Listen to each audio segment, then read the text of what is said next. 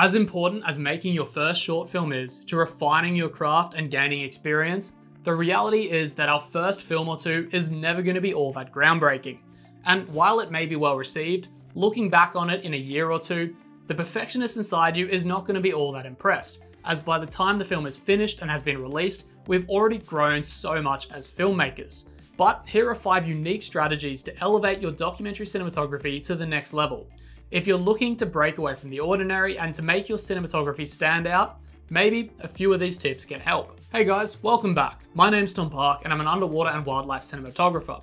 Throughout this series, we're discussing the world of filmmaking and cinematography, where I'll teach you some of the things that I've learned over the last decade working in the film industry as an underwater and wildlife cinematographer. If you're interested in this sort of thing, subscribe and let me know down below what you film and how your first few short films have gone, or if you're planning on making one. The first strategy is to develop an expertise in sub-niches.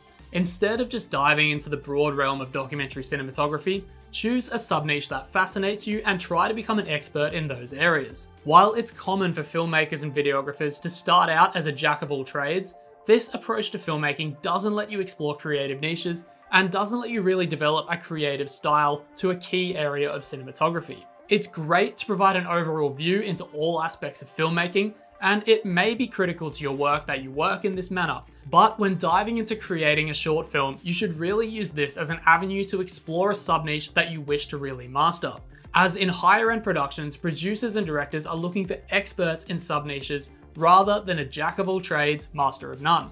For instance, if you're passionate about environmental issues, focus on subgenres like climate change, wildlife conservation, or underwater cinematography, for instance. Becoming a specialist in a niche allows you to capture unique stories and build a reputation as the go-to cinematographer for that specific subject matter. Being known as an expert in a particular field will open far more doors in higher end productions for you. Your specialized knowledge can lead to extraordinary opportunities and collaborations with film crews looking to leverage your specific expertise. Film crews are not after the jack of all trades. Number 2 is to create a signature aesthetic style. Your cinematography should be more than just capturing moments. It should tell your signature story. Develop your unique aesthetic style. Whether it's a distinct color palette, framing, or camera movement, it's really about making your work instantly recognizable. If your footage has a signature look, producers and directors will recognize this, and it will make you stand out from the crowd. If you've followed my channel for a while, you'll know that I personally put a significant amount of energy into perfecting my underwater colors. And I've been told by a number of people in this field that my work is easily recognizable solely based off this alone and the vibrant yet natural feel I strive for. But a signature style can be anything. Let's say you decide to adopt a cinematic vintage inspired style for your documentaries. By consistently using specific filters, color grading in a certain way, and maintaining the same sort of camera movements, you're adding a layer of depth and personality to your work. Audiences will come to associate your style with your storytelling, and your work will stand out in a sea of other documentaries and other filmmakers. Number 3 is building a personal connection with your subjects. Building deep connections with your documentary subjects can take your cinematography to new heights. Instead of just being an observer, become an active participant in the lives of the people or the environments that you're documenting. This deep bond will translate into more candid and emotionally resonant subjects and footage. By becoming a part of their world, you will capture moments that outsiders might never see. These personal connections will lead to profoundly intimate and authentic storytelling. Trying to document the work of people and capture their lives is an invasive task, and they'll never open up to someone who they don't have a personal connection with. Our 4th strategy is to shoot with sound in mind and work with sound designers.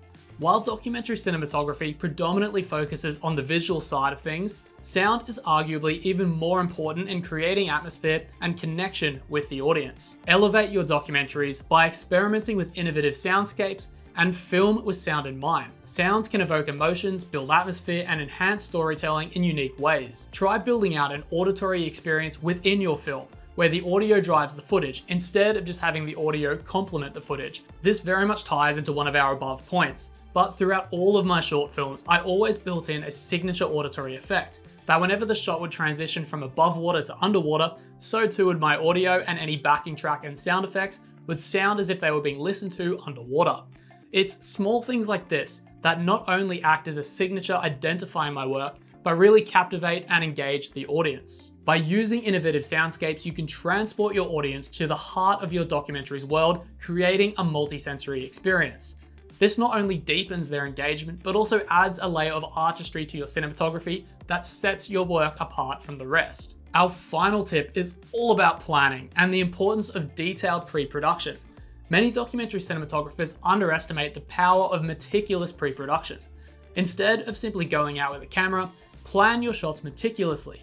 Conduct thorough research, create detailed shot lists, and scout locations in advance. For instance, in my world of wildlife and underwater cinematography, there is so much we need to understand about wildlife and how wildlife behavior changes depending on the cycle of the moon, the currents of the ocean, the season, the tides, and so on. There are so many factors that we can line up before getting onto location to give ourselves the best possible chance of capturing those unique moments. And we can almost guarantee the best chance of filming the encounter we are looking for. As a simple example, if we're looking to film manta rays feeding on the surface plankton for a scene for a film, we shouldn't just go to the common manta ray hotspots in the right season.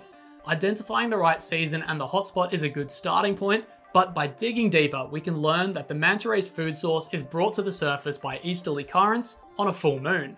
By digging deeper into the peak season, we can identify that manta rays are in the highest numbers on the southern Great Barrier Reef in July and August. And as such, we know that for the best chances of capturing this specific scene, that we should travel to the hotspot in August, the peak of peak season, over the full moon, the peak of peak season, and ideally time our water sessions with the perfect current. By doing this little bit of extra planning, we give ourselves such a boost over the competition, allowing us to maximize our chances of capturing these moments. While this example is quite specific, there are no doubt countless factors that influence the particular sub-niche you work in that you can leverage to enhance your films. Meticulous planning makes such a difference and will truly elevate your films and cinematography. These strategies are all about pushing creative storytelling. If you're eager to stand out in the world of documentary cinematography, these unique approaches can help you make your mark. Alright, that's it for this one. If you enjoyed, subscribe for more, and I'll catch you in the next one.